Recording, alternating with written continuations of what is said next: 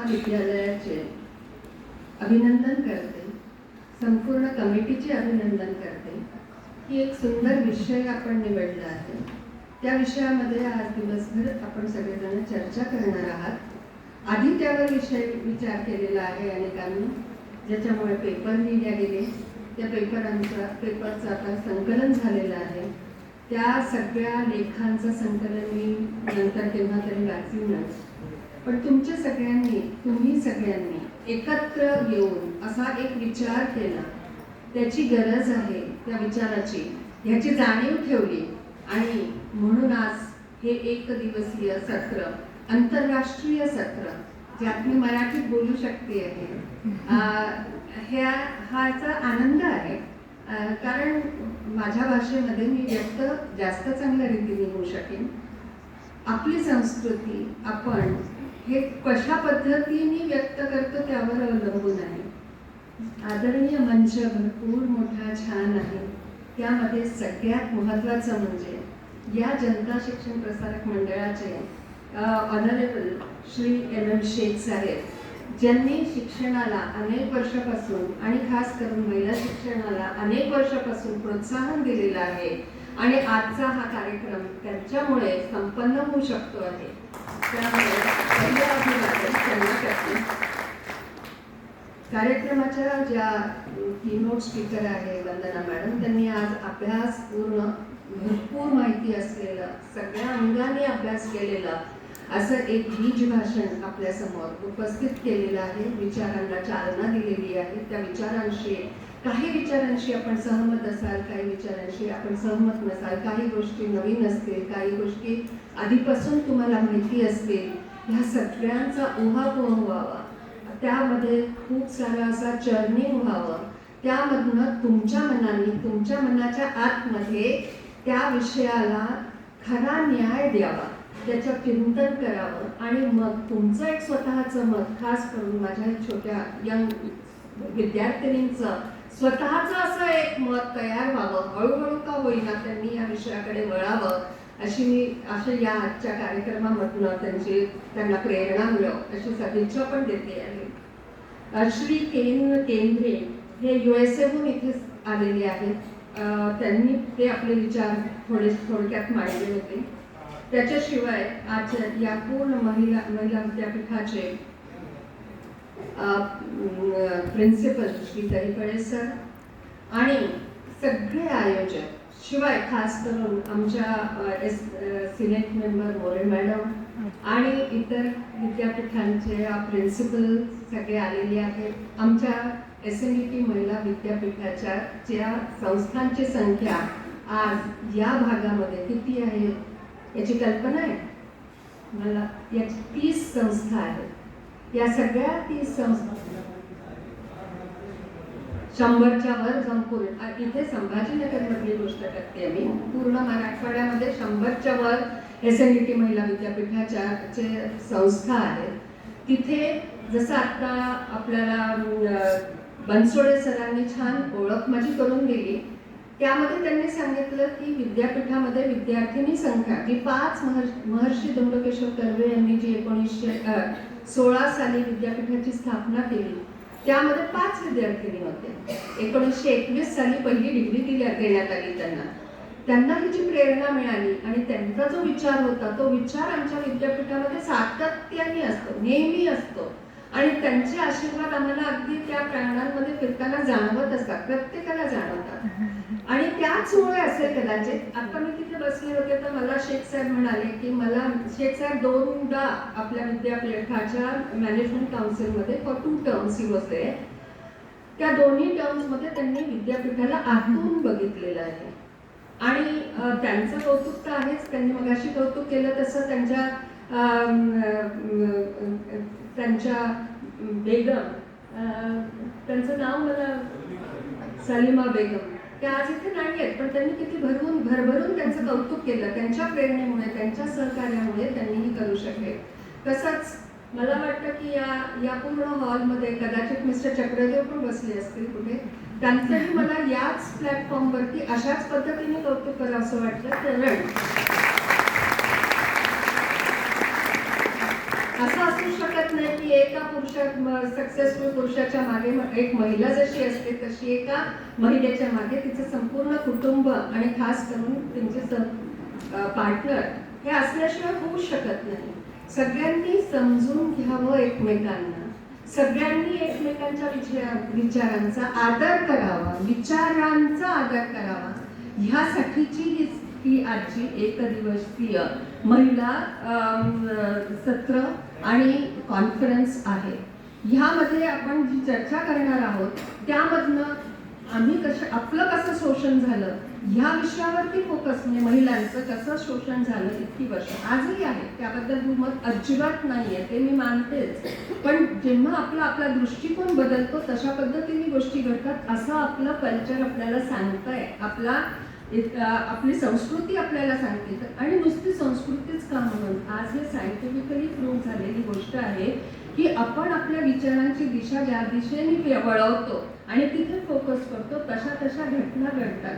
Secret हे पुस्तक सगळ्या आज या पूर्ण हॉलमध्ये अनेकांनी वाचलेलं असेल. ते आपल्या संस्कृतीच्या बीजापासून तयार झालेलं आहे आणि तेच आपणही सांगत आलेलो आहे. हे आपण जर का लक्षात घेतलं तर आजचा फोकस जर का तुम्ही केला की महिलांना पुढे काय आणि कुठे जायचंय, तज्ज्ञांनी सांगून ठेवलंय की येणारे दिवस, येणारा काळ हा महिलांचा काळ झालं, पुरे झाले ते दिवस जेव्हा तुम्ही आणि बाकीचे सगळे म्हणतायत की शोषण झालं.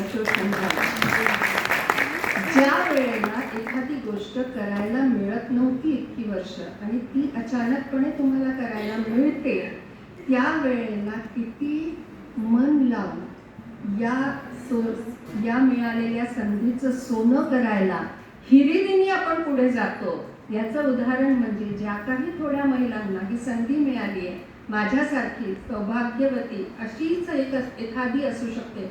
केवळ किती माहिती आहे? 8% महिला फक्त व्हाईस चान्सलर आहेत भारतामध्ये. या 8%पैकी मी एक आहे, याचा मला सार्थ अभिमान आहे आणि मला माझ्या जबाबदारीची जाणीव देखील आहे. ह्या 8%मध्ये येण्यासाठी उरलेल्या ज्या 7% महिला आहेत त्यांच्या इतकी मेहनत किंवा भाग्य माझं नाही. कारण या महिला विद्यापीठाचा ही जागा ही महिलेकरता ऍक्टमध्ये नव्हे पण अलिखित मांडल्याच गेलेली आहे. त्यामुळे ती महिलेला मिळाली. पण बाकीच्या विद्यापीठांमध्ये जेव्हा महिला हे पद भूषवतात तेव्हा त्यावेळेला त्यांचं जे कर्तृत्व असतं ते किती मोठं असतं हे लक्षात घ्या. त्यांना किती मोठ्या अडथळ्यातनं तिथपर्यंत पोचावं लागतं हे लक्षात घ्या. एक गंमत म्हणून मी शेख साहेबांशी आता माझ्या जवळचा एक PPT त्यांना दाखवत होते. ही वेळ नव्हे की तो PPT आपल्याला दाखवावा. पण नारी शक्तिवंदन आपण मागच्या 2 वर्षापूर्वी 1.5 वर्षापूर्वी खूपदा ऐकलं. हे नारी शक्तिवंदन आहे तरी काय? आज नवरात्र आहे, खऱ्या अर्थाने नारी शक्तिवंदन आपण तुम्ही आणि आपण करता आहात. या अशा कार्यक्रमाचं आयोजन, सत्राचं आयोजन करणंच म्हणजे मुळी नारी शक्तीला वंदन आहे. आणि हे नारी शक्तीचं वंदन जे आहे ते 2021 मध्ये सप्टेंबर महिन्यामध्ये एक बिल पारित करण्यात आलं. अर्थात ते पूर्णपणे मला त्याच्या इतिहासामध्ये नाही जायचं आणि पुढे त्याचं काय झालं त्याही बद्दल आत्ता नाही बोलायचंय. पण ते बिल काय होतं कल्पना करा. आज इतकी वर्ष आपल्या भारताला स्वातंत्र्य मिळाल्यानंतर आपल्या राज्यसभेमध्ये महिलांची जी संख्या आहे ती संख्या किती टक्के असावी, त्यांना 30% रिझर्वेशन तिथे मिळावं यासाठीचं ते नारीवंदन बिल आहे. आणि हे बिल का काढावं लागलं? कारण तुम्ही म्हणाल की बेटी बचाव बेटी पढाओ, त्यानंतर उज्ज्वला योजना, अशा माझ्याजवळ तिथे लिखित आणि तुम्ही सर्च केल्या तर तुम्हालाही सापडतील अशा जवळजवळ 50 योजना आहेत की ज्या आपल्या सरकारने महिलांकरता सुरू केल्या आहेत. आणि विविध प्रकारांनी आहे. म्हणजे मुलींना शिक्षण मिळावं, मुलींसाठी उज्ज्वला योजना आहे, त्यानंतर स्वास्थ्यासाठीची योजना आहे. ह्या सगळ्या योजनेमुळे एक गोष्ट लक्षात आली आणि घडली ती म्हणजे इतक्या वर्षांच्या प्रवासामध्ये भारतात महिलांच्या की आपला जो रेशो आहे पुरुषांच्या बरोबरचा तो आता बरोबरीचा नसून थोडासा वाढला देखील आहे. म्हणजे भ्रूण हत्या जी होत होती पहिले ती आता थांबलेली आहे असं म्हणायला काही हरकत नाही महिलेची. आणि त्यामुळे ती जरी वाढली, शाळेमध्ये राष्ट्रीय शैक्षणिक धोरण 2020च्या मुळे आपल्याला जर का मुलींसाठी शिक्षण उपलब्ध करून देता आलेलं आहे आणि ज्यामुळे 3 वर्ष ते 6 वर्षाचा जो वयोगट आहे, जो वयोगट हा एज्युकेशन राईट टू एज्युकेशन ॲक्टमध्ये पूर्वी नव्हता, तो आता आलेला आहे. त्यामुळे महिला शाळेत जायला लागल्या आहेत, त्यांना सुविधा मिळायला लागली आहे. पण ड्रॉपडाऊन रेशो पण तिथंच तसाच आहे. काही काळानंतर म्हणजे 5व्या वर्गानंतर शिक्षणामधनं ड्रॉपडाऊन होतात. त्याची कारणं शोधायची गरज आहे. त्यानंतर उच्च शिक्षणासाठी खूपच कमी महिला जातात. आपल्या शिक्षण क्षेत्राचा जर विचार केला तर असिस्टंट प्रोफेसर खूप महिला असतात, असोसिएट होताना कमी असतात पर्सेंटेज. तो आकडा देखील आहे माझ्याजवळ, कारण मी PPT बनवली होती आणि मी पूर्ण भारतामध्ये ठिकठिकाणी नारी शक्ती बंधनच्या वेळेला सरकारतर्फे ते प्रेझेंटेशन देण्याची मला आज्ञा झाल्यामुळे मी ती दिलेली होती आणि ती सगळ्यांपर्यंत पोहोचवलं होतं. त्यानंतर प्रोफेसरची लेवल आत्ता आमच्या विद्यापीठामध्ये 86 पदांचं ॲडव्हर्टिजमेंट झालेली आहे, लास्ट डेट होऊन गेली आहे, पण खूप ॲप्लिकेशन्स आले आहेत. जवळजवळ 4, 5, 6 हजार ॲप्लिकेशन्स आहेत. त्यात असिस्टंट प्रोफेसरचे ॲप्लिकेशन्स भरपूर आहेत. मला सांगायला दुःख हे होतं की प्रोफेसरच्या पदांसाठी काही विषयांमध्ये ॲप्लिकेशन्सच नाही आणि त्या ॲप्लिकेशन्स नसण्याचं कारण हे असं आहे की तोपर्यंत त्या ठिकाणापर्यंत हे आमचे पदं महिलांसाठी राखीव नाही आहेत बरं का, पुरुषांनी सुद्धा अप्लाय करता येतं तर नाही. पण महिला जसं उच्च पदावर आपण जातो तसं त्या पदांवरती महिलांचं प्रमाण टक्केवारी कमी होत जाताना दिसते आणि पुरुषांची जास्त आहे. म्हणून मी म्हटलं की ज्या वेळेला व्हाईस चान्सलरच्या पोस्टची वेळ येते त्यावेळेला फक्त पूर्ण भारतामध्ये 2021चा रेशो हे सांगतो, आता वाढली असेल कदाचित, ती 8% महिला आणि 92% पुरुष असे व्हाईस चान्सलर्स आपल्या पूर्ण भारतामध्ये आहेत.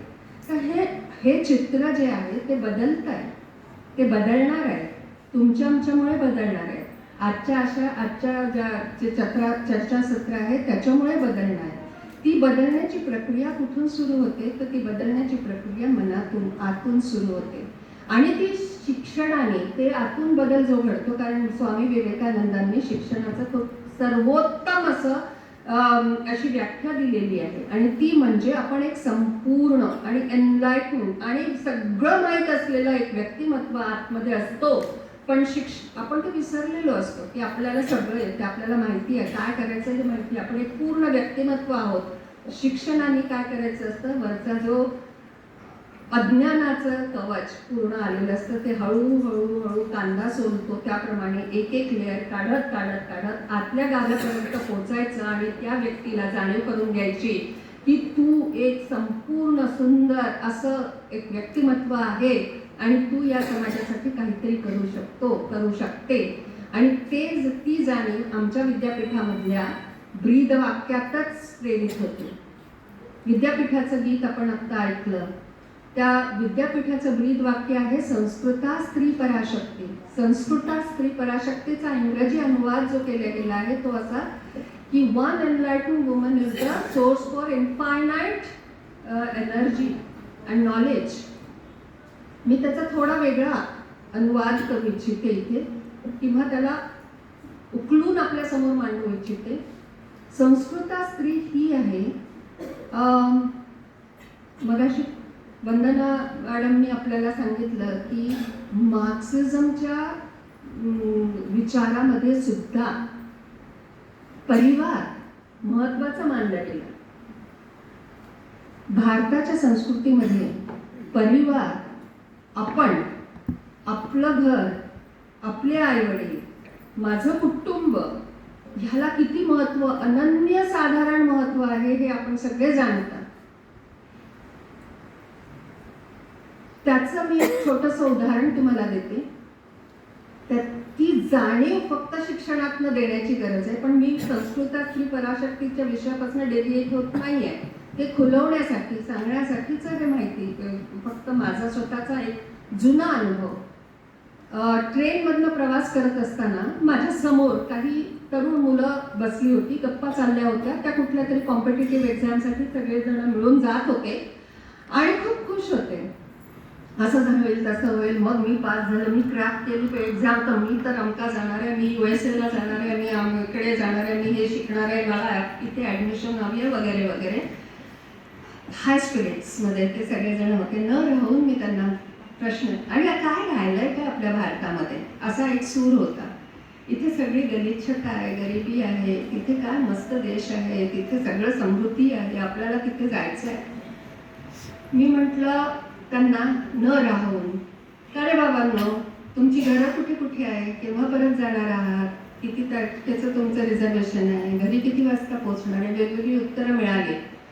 त्या उत्तरातनं एक म्हटलं, घराचं दार कोण उघडेल तुमचं, आई असेल ना घरी. तर एक सुरात सगळ्यांनी सांगितलं, हो आई तर घरी, आई कुठे जाणार आहे, आई घरीच असेल, ती आमची वाट पाहत असेलच. समजा एखाद्या दिवशी दार आईने नाही उघडलं, नाही घरी नसेल, असं होतच नाही, आई आहे. म्हणजे बेफिक्री होती, कारण इतकं गृहीत धरलं गेलं होतं आईला आणि घराला, की मी घरी गेल्यानंतर मला एक सुख मिळतं. त्या घराला घरपण असतं आणि त्या घराला घरपण त्या स्त्रीमुळे असतं. ही जाणीव त्या मुलांपर्यंत नव्हती. ती जाणीव करून देण्याची गरज आहे. तो भारताच्या संस्कृतीचा एक खूप मोठा कणा आहे. ही जाणीव त्यांच्यापर्यंत नव्हती. म्हटलं एखादीशी कल्पनाच तर करून बघा तुम्ही, की त्या घरामध्ये रोज तुम्हाला कुलूप उघडून दारात जायचं. अशा बऱ्याच लोकांचं सौभाग्य नसतं असं, त्यांना ते करावं लागतं. आणि मग चहा करायचा, मग सामान ठेवायचं, हे करायचं, या सगळ्या गोष्टी पुढ्यात आल्या. तर परिवार, घर, हा जो भारतीयतेचा कणा आहे, मग ती कुठल्याही धर्माची असो, कुठल्याही संस्कृतीची असो, कुठल्याही जातीची असो, हा कणा एक खूप मोठा आधार आहे आपल्या संपूर्ण भारताचा. तो बाहेर तुटतो आहे. मी खूप रिस्पॉन्सिबिलिटीने एक स्टेटमेंट करू इच्छिते. 1962 साली जोर पकडलेल्या स्त्रीवादी काय म्हणतात त्याला, विचारांच्या सगळ्या, खास करून US कडनं जो विचार प्रगल्भ झाला की व्यक्ती स्वातंत्र्य हवंय, हा स्त्रीवादित्वचा, त्या व्यक्ती स्वातंत्र्याच्या नावाखाली अनेक घरं तिथे मोडकळली. आणि त्या मोडकळीमध्ये त्या सगळी जबाबदारी, ज्याच्यापासून त्या महिलांना दूर जायचं होतं आणि एक स्वातंत्र्य हवं असतं, त्या सिंगल मदरचं स्टेटस आलं. आज स्टॅटिस्टिक्स नाही माझ्याकडे, पण मी ते सांगू शकते की अशा महिला अनेक आहेत ज्या जबाबदारीतनं दूर जाण्यासाठी त्यांनी हे पावलं उचलली आणि अशा स्टेजला येऊन पोचल्यात. आणि त्यांच्या जवळ डबल जबाबदारी आहे. कारण सिंगल मदर असणं हे किती मोठं जबाबदारीचं पद आहे. प्रेम तर सगळ्यांनाच असतं महिलेचं, पण ज्या वेळेला दोघांनी मिळून त्या मुलाला किंवा मुलीला सांभाळलं असतं, त्यावेळेला त्या मुलाची वाढ कशी होते आणि जबाबदारी कशी वाटल्या जाते हे कळत नकळत आपल्याला कळतही नाही. तर हा कणा मोडू नये. हा परिवार जर का तो मोडत असेल तर तो तुमच्या मनात आतमध्ये तुम्ही डोकावून पाहू, खरंच तुम्ही आनंदी आहे. आणि त्यामुळे संस्कृता ही जी आहे, ही संस्कृता SNDT महिला विद्यापीठामध्ये तिचं डेफिनेशन आहे, जे आमच्या विद्यापीठाच्या गीतातलं आता आपल्याला पर्यंत पोहोचलं. भारत मेरा घर है और पूरा विश्व मेरा परिवार है. ती ज्या वेळेला मोठी होते म्हणजे वयाने नव्हे, ती ज्या वेळेला सुसंस्कृत होते तेव्हा ती मोठी होते. आणि ती सुसंस्कृत अभ्यासाने होते. ती मोठी होता होता जशी जसं तिचं मोठेपण मोठं होत जातं, तिचा परिवाराचा दायरा मोठा होत जातो. फक्त एक छोटंसं न्यूक्लियस कुटुंब तिचं कुटुंब राहत नाही. तिची आजी आजोबा आणि सासरचा परिवार आणि त्यानंतरचा पुढचा परिवार आणि त्यानंतरचा पुढचा परिवार. आज विचारून पहा सरांना, गईपळे सरांना, त्यांचं पूर्ण कॉलेज त्याच्यात माऊली होतात. पुरुष किंवा स्त्री हा भेद नाहीये त्या माऊली होण्यामध्ये. ती माऊली पण प्रत्येकाच्या मनामध्ये असतं, प्रत्येक इंडिव्हिज्युअलच्या मनामध्ये आहे. आणि ते स्त्रीत्व आहे, ते जे प्रेम आहे, आपलेपण आहे, सगळ्यांना एकत्र कुटुंबाला बांधून घेणं आहे, ते बांधून घेणं हे स्त्री असो का पुरुष असो, पण गुण मात्र स्त्रीत्वाचाच आहे तो. असे हे स्त्रीत्वाचे अनेक गुण जेव्हा त्या स्त्री संस्कृता जाणते, स्वतःला पहिले मोठी करते, शिक्षणातनं मोठी करते. शिक्षणातनं आज SNDT महिला विद्यापीठामधनं आपण जवळजवळ 200 प्रोग्राम देतो. या 200 प्रोग्राम मधनं तिला टेक्निकल नॉलेज मिळतं त्या विषयांचं, तिला माहिती मिळते, तिला रोजगार मिळतो, तिला नोकरी मिळते. गंमत म्हणून सांगते की तुम्ही आता महर्षी धोंडोकेश्वर कर्व्यांचा आपण उल्लेख केला. त्यांना वंदन करूनच पूर्ण सत्र जेव्हा सुरू झालं, त्यांनी 1916 साली जेव्हा या विद्यापीठाची स्थापना केली, त्यावेळेला लवकरच त्यांनी 5-6 महिलांना महेश्वरला पाठवलं. का पाठवलं तर महेश्वरी साडी विणतात कशी हे शिकून यायचं. Was it not skill development training? आज आपण स्किलच्या गोष्टी करतो, त्यांची जाणीव त्यांना तेव्हा होती आणि त्यांनी महिलांना त्यावेळेला तिथे पाठवलं आणि तेव्हापासूनच त्यांच्या ध्येयामुळे skill is the focus of all the courses which SNDT Women's University offers. Why? कारण पहिलं काम काय करायचं आहे तर पैसे कमवा, स्वतः कमवा, स्वतःसाठी नव्हे पण कमवा. ते आले की एक छोटंसं समाधान येतं तुमच्या मनामध्ये, तुमच्या डोळ्यामध्ये कॉन्फिडन्स येतो, हालचालींमध्ये कॉन्फिडन्स, त्या कॉन्फिडन्समध्ये तुम्हाला आत्मविश्वास यायला हवा आणि न की दुसऱ्यांना तुच्छ लेखण्याचा अभिमान. तर हा फरक तिला कळतो. ती संस्कृता, तिला ते अभिमान हवा, तिला ती जाणीव हवी, पण त्या आत्मविश्वासाचा सांभाळ कसा करायचा समाजासाठी याची तिला, माझ्या कुटुंबाला मी आता जास्त चांगल्या रीतीने सांभाळू शकते ही जाणीव जेव्हा तिला येते तेव्हा त्या पैशाला खरा अर्थ येतो. आणि असा हा पैसा कमवल्यानंतर जेव्हा परिवार मोठा होतो, तुम्हाला आता मी सांगण्यात अजिबात लाजत नाही सांगायला की आज माझं कुटुंब म्हणजे माझा SNDT परिवार झाला, व्यापक झालं. नागपूरहून मी इथे आले मुंबईला आणि हे पद सांभाळलं. जसं दहीफळे सरांना मी म्हटलं की ते त्यांचे झाले, आपले प्रेसिडेंट सर शेख साहेब त्यांच्या सगळ्या संस्थांचे माऊली आहेत, तसं अगदी सहजरित्या मी एक माऊली पण आपल्या पूर्ण SNDT महिला विद्यापीठाच्या अंतर्गत येणाऱ्या सगळ्या संस्थांसाठी अवलंबलं. आपोआप त्या चांगलं असतं. आई काय काय करते ते सगळं करावं लागतं. त्यामध्ये मात्र आई कधी 2 धपाटे पण देते आणि कधीतरी आणि पण जेव्हा प्रेम करते काही तिच्या स्वभावानुसार, कधी प्रेम दाखवण्याची कोणाची पद्धत असते कोणाची नसते आणि ती दाखवण्याची पद्धत प्रत्येकाची वेगळी असते, पण शिक्षा सुद्धा ती करतेच करते. तर ही शिक्षा करणं, सगळं करणं, त्यामागे काहीतरी छोटासा प्रेमाचा धागा नक्कीच असतो.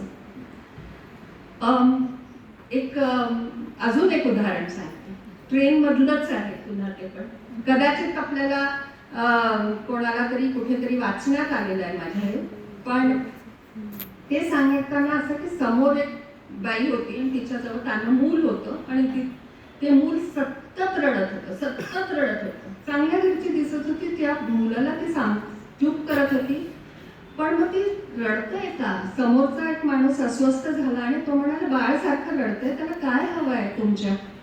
ती म्हणे ते दुधासाठी रडतंय.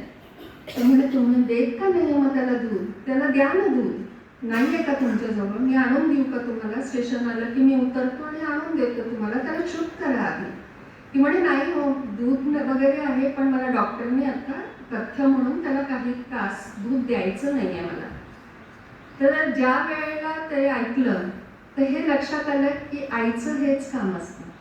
आईचं आणि देवाचं सुद्धा खरं सांगायचं.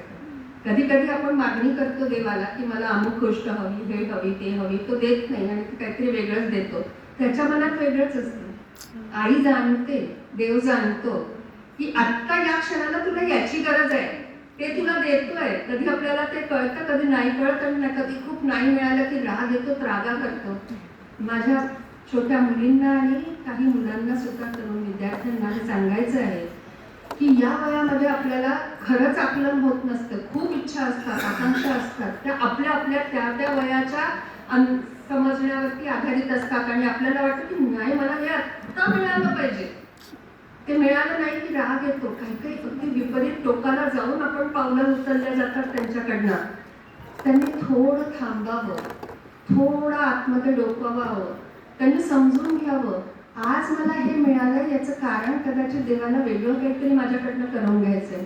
अब्दुल कलामांचं व्यक्तिमत्व इतकं उदंड झालं, मोठं झालं, उंच झालं. आपल्या भारताचे प्रेसिडेंट बनले ते सांगतात. त्यांना व्हायचं होतं कुठेतरी सायंटिस्ट आणि त्यांना होत किंवा टीचर काहीतरी होतं, मला एक्झॅक्ट पॅटर्न, पायलट त्यांना होता नाही आलं. आणि त्यांना होता नाही आलं याचं त्यांना दुःख झालं नक्की, पण त्या दुःखात बुडाले नाहीत ते. त्यांनी शेवटी ते एक अशा संस्थेचे अध्यक्ष आणि मोठे बनले की त्यांनी अशा असंख्य पायलट त्यानंतर उभे झाले. फक्त या देशातनं त्या देशातच नव्हे तर अंतराळात जाता येईल अशी मोठी संस्था त्यांची झाली. मग अशा वेळेला समजून घेणं, धीर धरणं हे संस्कृता करू शकते. संस्कृताने करावं, तो संस्कृतेचा गुण असेल आणि असे गुण तिच्यामध्ये निपजावे, तिला माहिती व्हावे, तिने ते समजून घ्यावे. यासाठी विद्यापीठ नेहमी कार्यरत असतं, कार्यरत राहील. ह्यासाठी फक्त महिलांनी शिक्षित व्हावं असं नव्हे तर पुरुषांना याची थोडीशी जाणीव असावी. यासाठी Maharashtra state faculty development academy आहे, ती पुण्याला त्यांचं ऑफिस आहे, सरकारने उभं केलं आहे. त्यामध्ये उच्च शिक्षणाच्या सगळ्या शिक्षकांना काही ना काहीतरी विषयांमध्ये शिक्षण दिलं जातं. SNDT महिला विद्यापीठ त्याचा एक पार्टनर आहे आणि विद्यापीठ त्याचं पार्टनर आहे म्हणून बोर्ड ऑफ डायरेक्टर्स बनण्याचा मला अधिकार आहे त्याच्यामध्ये.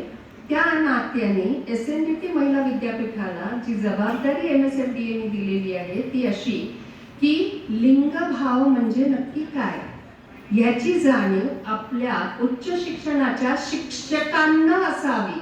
मग स्त्री असो, पुरुष असो किंवा विद्यार्थी असो, या सगळ्यांना ती जाणीव करून देण्याची जबाबदारी जेव्हा आम्ही घेतली त्यावेळेला ते कसं द्यायचं. छोट्या अगदी छोट्या गोष्टी असतात. या छोट्या गोष्टी आपण आपापसात जेव्हा जाणीवपूर्वक बदलतो तेव्हा ते बदलणं समजण्यामधलं आहे हे लक्षात येतं. उदाहरण द्यायचं झालं तर अगदी लहान वयामध्ये माझा मुलगा आता 34-35 वर्षाचा आहे. तो जेव्हा 5 वर्षाचा होता तेव्हा त्याचं बालक मंदिराचं पुस्तक घेऊन तो माझ्याकडे आला आणि मला म्हणाला की आई यात लिहिलं आहे बाबा पण कपडे धुतात. त्या काळामध्ये ते योग्य हो त्याला वाटलं. कालांतरात महर्षी कर्व्यांनी विधवा विवाह केला. त्यावेळेला त्यांना कोणत्या संकटातनं, सामाजिक संकटातनं जावं लागलं, किती मोठे त्यांना गोष्टींना तोंड द्यावं लागलं हे त्यांच्या चरित्रातही आहे, बाया कर्व्यांच्या पण चरित्रात आहे लिहिलेलं. हे जेव्हा आपण वाचतो तेव्हा आपल्याला माहिती आहे की अशा लोकांनी काहीतरी केलं म्हणून आज आपण आता बालविधवा किंवा विधवा विवाह या विषयांवरती आज बोलत नाही. आपला समाज त्यातनं मुक्त झालेला आहे. त्यातनं मुक्त झाला म्हणून काही लोकांनी त्याच्यासाठी काहीतरी समर्पण दिलेलं आहे, काहीतरी त्याग केलेला आहे म्हणून ते घडलं. त्याचप्रमाणे आजही काही गोष्टी आहेतच ना. तर आजच्या ज्या गोष्टी आहेत त्या छोट्या वाटत असतील पण त्या कदाचित मोठ्या असतात. ज्या गोष्टींचा, बऱ्याचशा गोष्टींचा उल्लेख आज वंदना त्यांनी आपल्या बीज भाषणामध्ये केलेला आहे. आपल्याला सुट्ट्या मिळण्यामध्ये, आपल्याला घरामध्ये प्रायोरिटी हवी असते, देण्याची गरज असते. काही गोष्टी महिलांच्याच असतात त्यामुळे ते द्याव्याच लागतात. ते द्यायच्या आहेत, ते देण्यासाठीच्या गोष्टी आहेत, गरज वेळ देण्याच्या.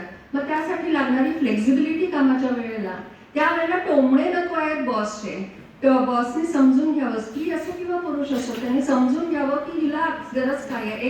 एकदा मला माझी सबऑर्डिनेट मला आठवते ती तिचं कानं मूल होतं. ती मला म्हणाली होती की असं नाही होऊ शकत का मॅडम की ज्या वेळेला माझं मूल जेवेल पूर्णपणे तेव्हा मला अलाव करा कॉलेजला यायला.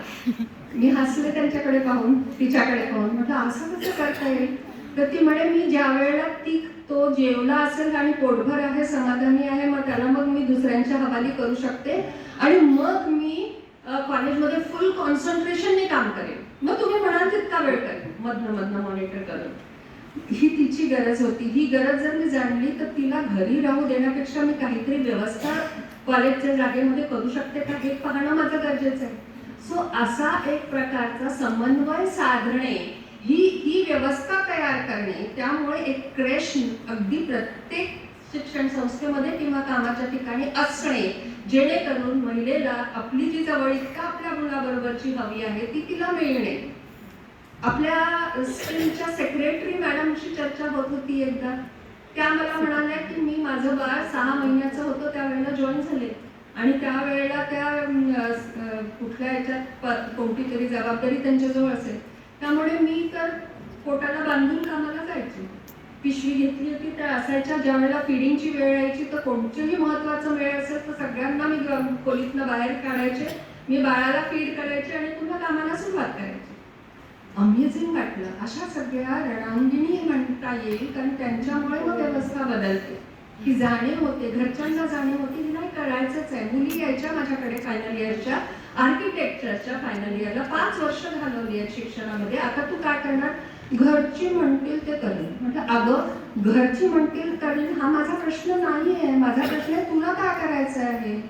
सो मेनी अ टाइम्स आमच्या मुली सुद्धा कन्व्हिन्स नसतात.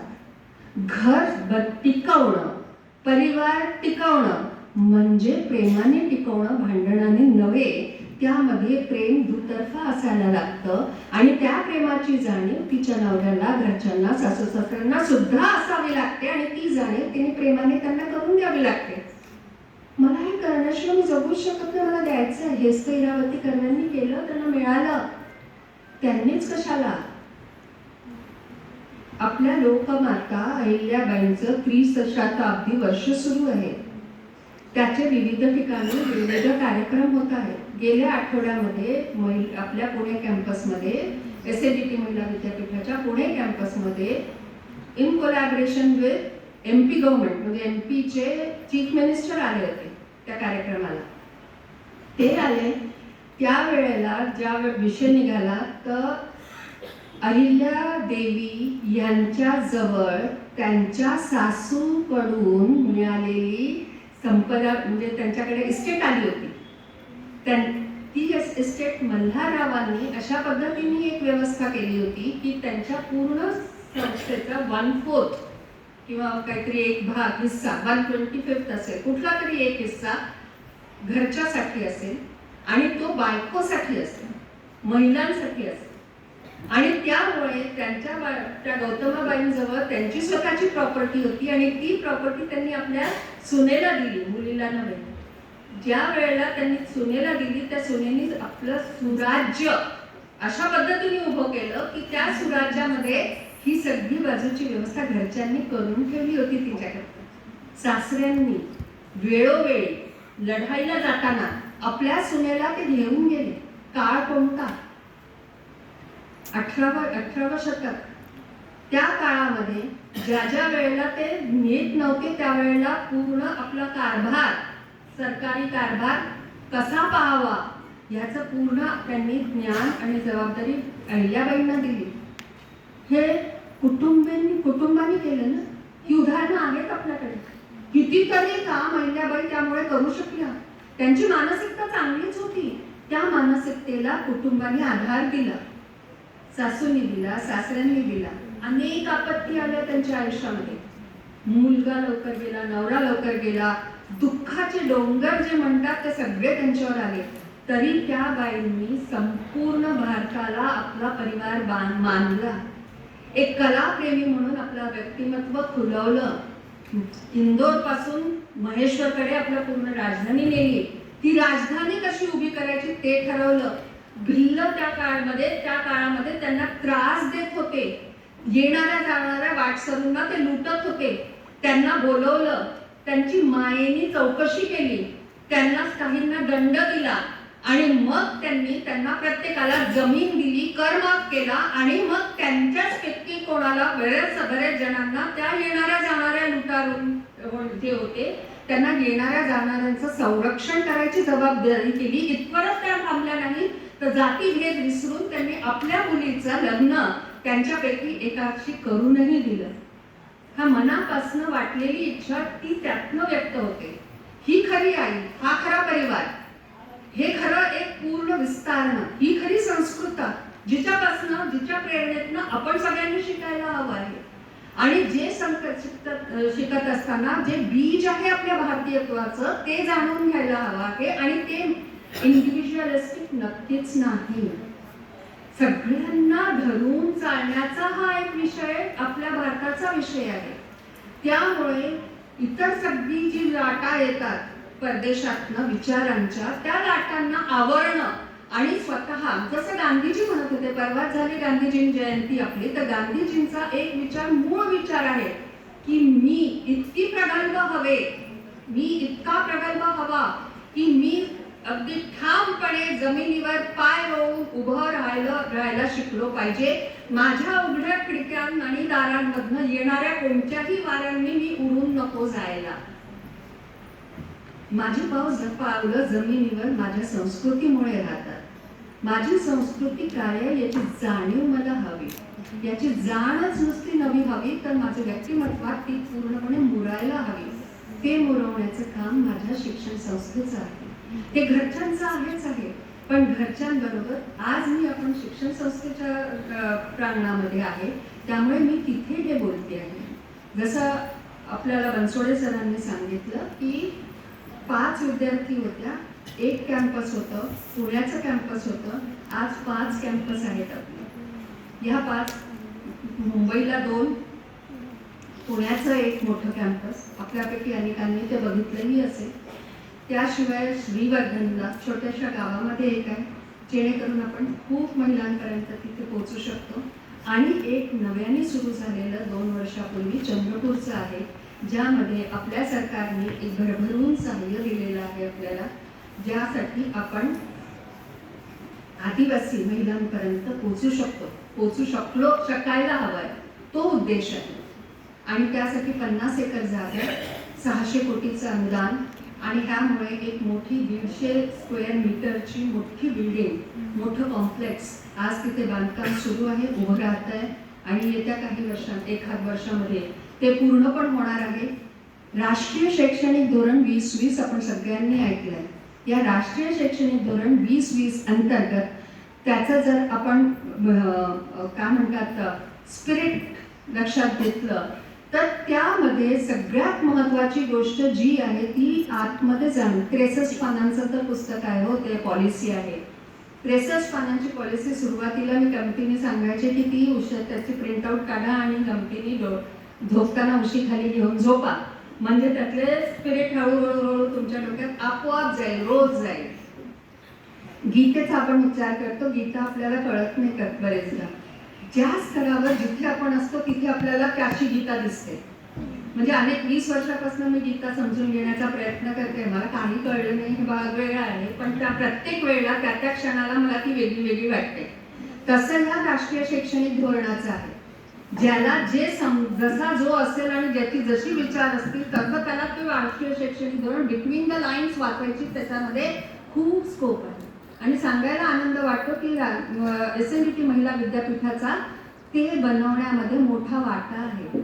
मगाशी ओळख करून देताना सांगितलं की महाराष्ट्राच्या इम्प्लिमेंटेशनच्या कोर कमिटीची मी अध्यक्षा पण होते. काम संपलं आहे, आता दुसरं आहे, सुकाणू समितीची अध्यक्ष मेंबर आहे. पण माझ्या आधी वंजारी मॅडम SNDT महिला विद्यापीठाच्या व्हाईस चान्सलर होत्या, त्या सुद्धा महाराष्ट्राच्या जे माशेलकरांची समिती होती त्याच्यामध्ये एक मेंबर होत्या. त्याच्या आधी तर आणखीन महत्त्वाचं ते म्हणजे डॉक्टर वसुधा कामत मॅडम, ज्या त्यांच्या आधीच्या व्हाईस चान्सलर, त्यांनी त्यांच्या प्रेरणेने, त्यांच्या विचारांनी त्यांनी खांद्याला खांदा लावून कस्तुरीरंजन सरांच्या बरोबर ही नीती ड्राफ्ट केली आहे, ही नीती लिहिलेली आहे.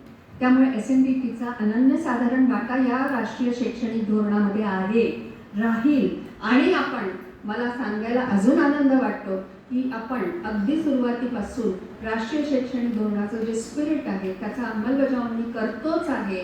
आणि त्याचंच एक परिपक्व उदाहरण म्हणजे चंद्रपूरचं जे आपलं कॅम्पस आहे, त्या कॅम्पसमध्ये जे पूर्ण स्ट्रक्चर उभं राहत आहे, त्या स्ट्रक्चर तर जाऊ देत, ते मातृत्वाच्या प्रेरणेने आहे. ज्या मातृत्वाबद्दल मी आता तुमच्याशी बोलत होते की स्त्रीमध्ये पहिले मातृत्वाची ही जी भावना असते ती स्त्रीची आहे, ती पुरुषांमध्ये पण असते, हे मी पुन्हा आवर्जून रिपीट करते आहे. त्या मातृत्वाच्या भावनेला मध्यस्थी ठेवून ती पूर्ण शैक्षणिक क्षेत्र, शैक्षणिक इमारत उभी राहते आहे, कॅम्पस उभं राहत आहे.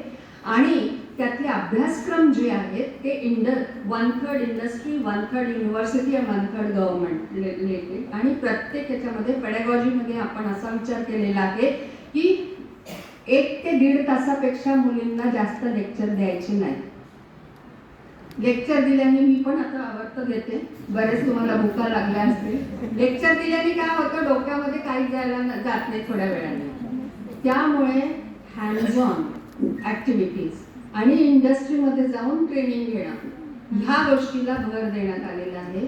इथे इतके शिक्षक गण आहेत, पण वेळ कमी असल्यामुळे बाकीच्या सगळ्या गोष्टी मी नाही बोलले. पण ओघामध्ये जसं मला बऱ्याच गोष्टी तुमच्याशी शेअर करायच्या होत्या, ज्या SMUT महिला विद्यापीठाने या हँड्स ऑन मधनं आंतरिक बदल घडवण्यामध्ये मुलींच्या मनामध्ये शिक्षणाचं टेक्निकल नॉलेज माझे शिक्षक अगदी अप्रतिम देत आहेत, याबद्दल मला काहीच म्हणणं नाही. आणि खरं सांगू का, ते नाही दिलं माझ्या शिक्षकांनी तरी सुद्धा चालणार आहे, कारण आज गुगल बुवाजी आहेत, ते आपल्याला भरपूर माहिती देतात. त्या माहितीचं करायचं काय, हे ज्या वेळेला आपण देऊ शकलो वेगवेगळ्याने, तर त्याचं होईल. आता आपण महिला सक्षमीकरणाबद्दल बोलतोय, आज बोलणार आहात, तुम्ही सगळे बोलणार आहात. आपण IKS हे राष्ट्रीय शैक्षणिक धोरणाचं मध्यस्थी पाहिली आहे, मध्यस्थी म्हणजे सेंटर ऑफ एंटायर थिंग. तर राष्ट्रीय शैक्षणिक IKS मध्ये नुसतं लेक्चर देऊन कुठे होणार आहे माहिती नको. 5,000 वर्ष नाही, कोणी डिबेट करेल नाही. 7,000 माझ्यासारखी माहिती सरस्वती नदी तर 10,000 वर्षापूर्वी पण होती. नासाने आता शोधून काढलाय आणि हाऊ वी सेइंग दॅट भारतीय संस्कृती फक्त 5,000 वर्षापूर्वीची नाही, ती नाही आहे. आणि debate and discussion and research is going on आणि रिसर्च होत राहील. सांगायचा उद्देश असा आहे की काहीतरी भव्य दिव्य मोठं सगळं केलेलं त्यामध्ये होतं. आपल्या सगळ्यांना ज्ञात आहे, आता सरांनी सांगितलं, माझा ध्यास अजून एक याच्याबरोबरचा तो म्हणजे मंदिरांचा आहे. मंदिराबद्दल अभ्यास करणं, जाणून घेणं. मंदिरं ही एक ज्ञानाचं स्रोत होतं. मंदिरं scientific manifestation of that society at that time ते होतं. सांस्कृतिक होतं, अनेक होतं. हा माझा विषय झाला. तुमच्या विषयामध्ये सुद्धा अनेक असे विचार असतील. त्यामुळे ह्याचा विचार करून सहजचपणे कुठल्या तरी प्रेरणेने जगराणी नावाचं एक प्रोजेक्ट सुरू केलं. आपलं चंद्रशेखर आझादांची आई होती जगराणी, आणि तिला समोर ठेवलं आम्ही. आणि तिने जे कष्ट भोगले असतील, तर आमच्या संस्कृत डिपार्टमेंटने पूर्ण वेदांचा अभ्यास करून ऋषींबद्दल, जसं आपण ऋषीबद्दल बोलतो तसं ऋषिकांबद्दलची माहिती काढली. किती ऋषिकांनी आपल्या वेदांमध्ये ऋचा रचल्या नाही म्हणत, त्याला साक्षात्कार केला म्हणतात. कारण त्या जो आतून समजला नाही तोवर त्या ऋचा तिथे जाऊ शकत नाही. त्या जगल्या ऋचा, आणि त्या ऋचांचा अभ्यास करून त्याचं कंपायलेशन केलं, त्याच्या गोष्टी बनवल्या. त्या गोष्टी आम्ही आता मुलींना दिल्या. मुलींचं ट्रेनिंग करून त्या मुलींचं मुलींपर्यंत एक गोष्ट ती आपल्या या महिला विद्यापीठाने महाविद्यालयाने घ्यावं. संभाजीनगरमध्ये हे सगळंच्या सगळं यावं आणि ह्या ऋषिकांच्या गोष्टी आमच्या विद्यार्थिनींनी दुसऱ्या विद्यार्थिनींना सांगाव्या. कारण मोठ्या वयाच्या बायकांनी किंवा पुरुषांनी त्या सांगितल्या तर त्यांचा इम्पॅक्ट एवढा होत नाही. तर तो इम्पॅक्ट समवयस्कर मुलींनी एकमेकींना जेव्हा गोष्टी सांगितल्या जातात. उदाहरणच द्यायचं झालं तर घोषा नाव ऐकलं कोणी? काक्षायणी घोषा. आपण फक्त थोड्याशा ऐकल्या हो. आपण ऐकल्या आहेत गार्गी, मैत्रेयी आणि कात्यायनी. पुढच्या माहितीच नाहीत आपल्याला. अशा 45 आम्ही शोधून काढल्या. ह्या 45 पैकी घोषाबद्दलची गोष्ट सांगितली तुम्हाला. तर घोषाला अंगावरती कोड होतं पांढऱ्या डागांचं, पण ती इतकी बुद्धिमान होती की तिने संपूर्ण अभ्यास केला वृक्षांचा सगळ्या याचा. पण तिच्या कोडामुळे तिचं जेव्हा लग्न होत नव्हतं तेव्हा तिने अश्विनी कुमारच्या बरोबर जाऊन पण अभ्यास केला आणि यावर औषध शोधून काढलं आणि वयाच्या 60व्या वर्षी ती कोडमुक्त झाली आणि ती सुंदर होती दिसायला. त्यानंतर तिचं लग्न झालं आणि त्यानंतर तिने 40-50 वर्ष पुढे संसार केला, मुलांना जन्म दिला आणि आपलं संपूर्ण आयुष्य महिलांना च्या शिक्षणासाठी वाहून दिलं. का नाही प्रेरणा येणार अशी गोष्ट आपण ऐकली तर? अशा 45 गोष्टी जर माझ्या मुलींनी ऐकल्या तर आपल्या या मातीमध्ये महिलांचं ज्ञान, महिलांचं कॉन्ट्रीब्युशन ह्याची जाणीव त्या काळात होती, आत्ता आहे, मध्यकाळात होती, आजही सुद्धा. सरमा जी होती तिने डिप्लोमसी कशी केली, त्याप्रमाणे रुचिका कंबोज ही कशी डिप्लोमसी UN मध्ये करते हे जाणून घेतलं. किरण बेदीनी नक्की काय केलं? किरण बेदीनी मला एक प्रेरणा दिली ती सुरुवातीच्या काळामध्ये माझ्या, ती म्हणजे आज तुम्हाला मी नाही म्हणणार आता असं, मी काळ बोलते तो 30-35 वर्षापूर्वीचा, की जे स्वयंपाक पाणी स्वयंपाकघरातलं काम करायला जी महिला सकाळी उठल्यापासून दुपारची जेवणं होईपर्यंत स्वयंपाकघरात रमते, तेच काम तिने जर का लक्ष दिलं तर ती अर्ध्या तासात करू शकते. आणि तेच करून, कारण त्याचं ऑब्जेक्टिव्ह तितकंच आहे ना, स्वयंपाक तयार होणं हे ऑब्जेक्टिव्ह आहे की त्यात रमणं स्वयंपाकघरात. मग तिला वेळ नाही म्हणते, मला घरामध्ये काम असतात, मला वेळ नाही. माझ्या कामाची व्यवस्था कशी लावायची हे या महिलांकडनं ज्या जुन्या झाल्या आहेत त्यांच्याकडनं शिकणं, रिसर्च कसा करावा हे त्यांच्याकडनं शिकणं. नद्या ही बोलते त्या काळामध्ये की नदीचं अनन्यसाधारण कॉन्ट्रीब्युशन आपल्या भारतामध्येच नव्हे पूर्ण पृथ्वीवर किती मोठं आहे. पृथू राजाने जो रामाचा वंशज होता आणि अगदी आपल्या गीतेच्याही आधीचा होता, ह्या सगळ्यांमध्ये पृथ्वीमुळे पृथ्वी हे नाव मिळालं आपल्या याच्यात, हे आपल्याला माहिती नाही. माहिती का करून घ्यायचं? फक्त बढाया मारण्यासाठी नव्हे, तर आतून मी सुद्धा बदलण्यासाठी आणि मी करू शकते याचा कॉन्फिडन्स येण्यासाठी. तर त्या IPS नॅशनल एज्युकेशन पॉलिसीमध्ये जे दिलं आहे त्याला खरा अर्थ येईल. हो, गीतेचा मी थोडक्यात एक सांगते की 10व्या अध्यायाचा दुसरी जी 34व्या श्लोकामध्ये, कीर्ती श्रीवाच नारिणा स्मृतिर्मेधा धृती क्षमा, ही महिलांची लक्षणं नव्हे तर महिलांच्या खास करून स्ट्रेंथ, हे कोणी सांगितलं? श्रीकृष्णाने सांगितलं. कधी सांगितलं? गीतेमध्ये सांगितलं. काळ कोणता? आजपासून 7500 वर्ष आधीचा. त्यावेळेला जर महिलांचं हे स्थान होतं, त्यावेळेला जर या ऋषिका अशा पद्धतीने वागत होत्या, त्यावेळेला त्या हे सगळं करू शकत होत्या. मी आज कोणत्या बेडीत आहे? का मी त्या बेडींमध्ये आहे? कोणी घातली आहे ती बेडी माझ्यामध्ये? ती बेडी तोडण्याची माझ्यामध्ये शक्यता, स्ट्रेंथ नाही का? एम्पॉवरमेंट म्हणजे ते होईल. ते SNDT महिला विद्यापीठाला ते अभिप्रेत आहे. संस्कृता बनण्यामध्ये ते असणं गरजेचं आहे. ह्या सगळ्यांमध्ये आज जितकी 100 इन्स्टिट्यूशन्स SNDT महिला विद्यापीठाच्या अंतर्गत या पूर्ण मराठवाड्यामध्ये आहेत आणि संभाजीनगरमध्ये असलेली 30 इन्स्टिट्यूशन्स, या सगळ्यांना मी आवाहन करते आहे की तुम्ही सगळेजण मिळून शिक्षणाचा जो खरा अर्थ आहे, त्यात मी पुन्हा भेद करत नाही आहे महिला शिक्षक की पुरुष शिक्षक, सगळ्यांनी मिळून हा जो कोर विचार आहे आपला, महिलाला मुलींना संस्कृता बनवण्याचा, त्यामध्ये त्यांना स्वतःची ओळख करून देणे, स्वतःमध्ये असलेल्या सगळ्या गुणांची ओळख करून देणे, त्यांना खंबीरपणे त्यांच्या पायावर उभं राहता येईल हे सांगणे, त्यामुळे माझा परिवार व्यापक करणे, मोठा करणे आणि सगळ्यांचा मन लावून प्रेमाने सांभाळ करणे. 2047 मध्ये जेव्हा 100 वर्ष आपण मोठ्या धूमधडाक्यामध्ये सेलिब्रेट करू, त्यावेळेला या सगळ्या विद्यार्थिनी आजच्या मोठ्या मोठ्या पदांवर असतील. जेव्हा आपण म्हणतो की कोणत्या पदावर कोण आहे, त्याला ज्ञान किती आहे, नॉलेज किती आहे, याच्यापेक्षा त्याची मानसिकता कशी आहे याच्यावरती जर पूर्ण त्यांचे बिहेवियर, ॲक्शन्स आणि डिसिजन्स ठरत असतात. तर भारताची दिशा त्या मुलींमध्ये आणि त्या मुलांमध्ये तेव्हाच्या आहे. ते भारत चालवणार आहे, महिला भारत चालवणार आहेत, महिला पृथ्वी चालवणार आहेत, असं वक्तव्य मोठ्यांनी पण करून ठेवलेलं आहे. ह्या सगळ्यात जेव्हा मी आता शेख साहेबांच्या शेजारी बसले होते, त्यांनी पण आपल्या सगळ्यांतर्फे एक छोटंसं मला माहिती पण दिली आणि ती महिला विद्यापीठासाठी मोठी पण आहे. महाराष्ट्रातील विना अनुदानित महिला महाविद्यालयास खास बाब म्हणून अनुदान मंजूर करण्यासाठी मी पुढाकार घ्यावा आणि शासनाकडे प्रस्ताव मांडावा.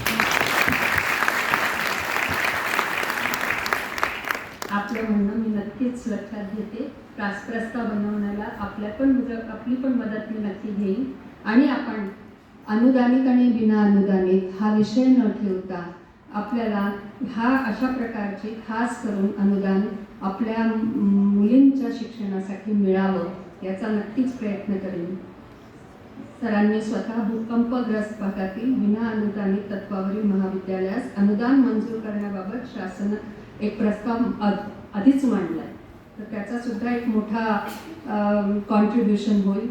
जिथे जिथे जसं जसं शक्य असेल, कारण सरकारी दरबारी बसण्याचा, मंत्र्यांबरोबर काही बोलण्याचा माझ्यावरती नेहमी जवळून प्रसंग येतो. त्यामुळे ते लक्षात ठेवून तो प्रस्ताव त्यांच्यासमोर पुन्हा एकदा आठवण करून देण्याची नक्कीच पुढाकार घेईन. याच ओघाने असं पण सांगावंसं वाटतं की राष्ट्रीय शैक्षणिक धोरणामध्ये आपण क्रेडिट्सबद्दल बोलतो.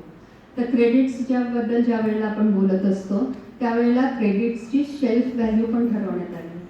तर ह्या शेल्फ व्हॅल्यूमध्ये 7 वर्षाचा काळ दिला गेला आहे. या 7 वर्षाच्या काळातला एखादी महिला ज्या वेळेला कॉलेज सोडते त्यावेळेला ती कुठल्या तरी कारणाने सोडते. तिला हौस असते म्हणून नाही सोडत, तिला शिकायचं असतं, पण तिच्यावरती बंधनं येतात, लग्न कर किंवा अजून काही गोष्टी असतील. तर त्यामुळे ती जेव्हा कॉलेज सोडते तर तिला परत येणारा 7 वर्षाचा काळ कमी पडतो. म्हणून SNET महिला विद्यापीठाच्या अकॅडमिक काउन्सिलमधनं असा ठराव पारित झाला की या ठरावामधून आपण ही UGCला पत्र लिहिलंय की आपण हा शेल्फ व्हॅल्यू नकोच आमच्या महिलांना. तिला जेव्हा जेव्हा जसं जसं शिक्षणासाठी परत यावंसं वाटेल तिच्यासाठी शिक्षण संस्थेची जिथे ती आहे तिथे ती दारं उघडी असावी आणि तिला ते शिक्षण घेता यावं, ज्या विषयामध्ये घ्यायचं आहे, जसं घ्यायचं आहे, ज्या क्रेडिटसाठी घ्यायचं आहे. कारण जसं मी म्हटलं की चंद्रपूरच्या आपल्या पूर्ण कॅम्पसमध्ये आम्ही छोट्या छोट्या क्रेडिट्समध्ये ते विभागलं आहे. आपण आणि ते म्हणजे आज एक क्रेडिट घेतलं, उद्यातील पुढच्या 6 महिन्याला दुसरे 2 क्रेडिट्स घेईल, पुढचे घेईल आणि मग तिचे ते पूर्ण मायनर डिग्रीसाठीचे जेवढे क्रेडिट्स तिच्याजवळ जमा होतील तेव्हा विद्यापीठाने तिला मायनर डिग्री देण्यासाठी तयार करावं. मग 5 वर्षांनी करेल, 7 वर्षात करेल. तिला तसं तिच्या बंधनांची आपल्याला कल्पनाच नाही आहे. वंदना मॅडमनी आत्ता जे सांगितलं, प्रत्येकीच्या गरजा वेगळ्या आहेत. पूर्ण मुस्लिम समाजामधल्या महिलांच्या गरजा टोटली वेगळ्या आहेत, त्यांची बंधनं वेगळी आहेत. त्यांना आज किती मी सहज म्हटलं की प्रेमाने त्यांनी आपल्या घराला बदलावं, पण ते बदलत असताना त्यांना कोणत्या कोणत्या प्रसंगांना तोंड द्यावं लागतं हे त्यांना माहिती आहे. आदिवासी महिलांचं त्यांना माहिती आहे. मुंबईसारख्या शहरांमध्ये आणि मोठ्या Tier 2 शहरांमध्ये आपण बसून त्यांचा विचार करतच नाही. त्यांना काय हवं आहे आणि त्यांना काय तोंड द्यावं लागतं हे न कळल्यामुळे कधी कधी पॉलिसीज कशा बनतात. तर ती एक सहवेदना त्यांच्याबद्दलची आपल्या आणि जसं आपण आपल्या शिक्षणातनं महिलेला द्यावी, आपल्या विद्यार्थ्यांना द्यावी. आणि ज्याप्रमाणे गौतमीबाईंनी अहिल्याबाईला आपला आधार दिला तसा प्रत्येक सासूनी प्रत्येक सुनेला द्यावा, महिला आपल्या प्रत्येक मैत्रिणीने आपल्या मैत्रिणीला द्यावा, प्रत्येक आईने आपल्या मुलीला द्यावा आणि प्रत्येक मुलीने आपल्या आईला द्यावा. असा जर का प्रत्येकीने विचार करायला लागलो तर आपल्याला खरंच एकमेकींचे हात धरून कुठे जाता येईल आणि सारखं गाणं पण म्हणायची गरज नाही राहणार की हम अबला नहीं है, हम सबला है, उसमें क्या बताना. ही म्हणतोय का बरं, कारण खूप जण विचार करतात की हम अबला नाही, बताने की जरूरत आज है. पर हमको आगे चल के कुछ दिनों में ये बात ही नहीं आगे आएगी कि सबला है या अबला है हम, बस हम साथ हैं, हम एक साथ एक दूसरे के साथ हैं और हम सब एक साथ मिलकर जो कुछ भी अचीव करना है वो कर सकते हैं. राष्ट्रीय शैक्षणिक धोरणाबद्दलची मला एकत्रित आपल्याबरोबर एक चर्चा करायची होती, पण कदाचित आत्ता नव्हे, पुन्हा केव्हा तरी मी करीन, कदाचित ऑनलाईन करीन. आता आपले चेहरे एकमेकांना आपण पाहिलंय, भेटलोय, बोलूया.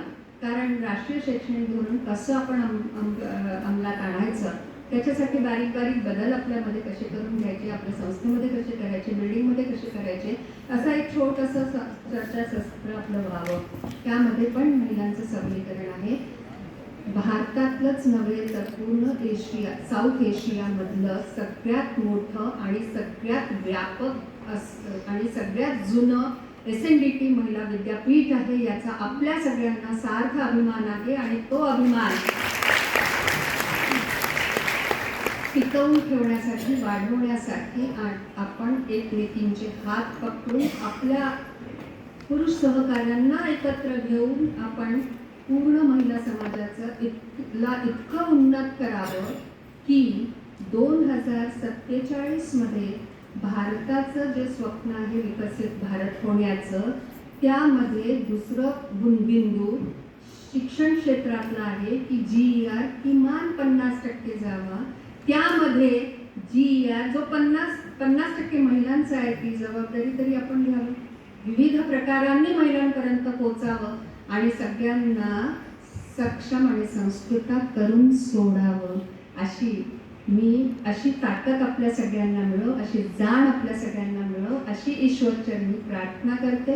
ह्या पूर्ण एकदिवसीय सत्राचं आयोजन केल्याबद्दल आयोजकांचं मी अभिनंदन करते आणि आयोजकांना आणि तुम्हा सगळ्यांना खूप खूप शुभेच्छा देते. आपल्यामध्ये बदल घडवण्यासाठी काही ना काहीतरी बिंदू आपण आजच्या चर्चेतनं नक्की घेऊन जाल. थोडं थोडं करून बदलत जाल, स्वतः बदलाल आणि समाजाला बदलाल, याची जाणीव आहे. धन्यवाद.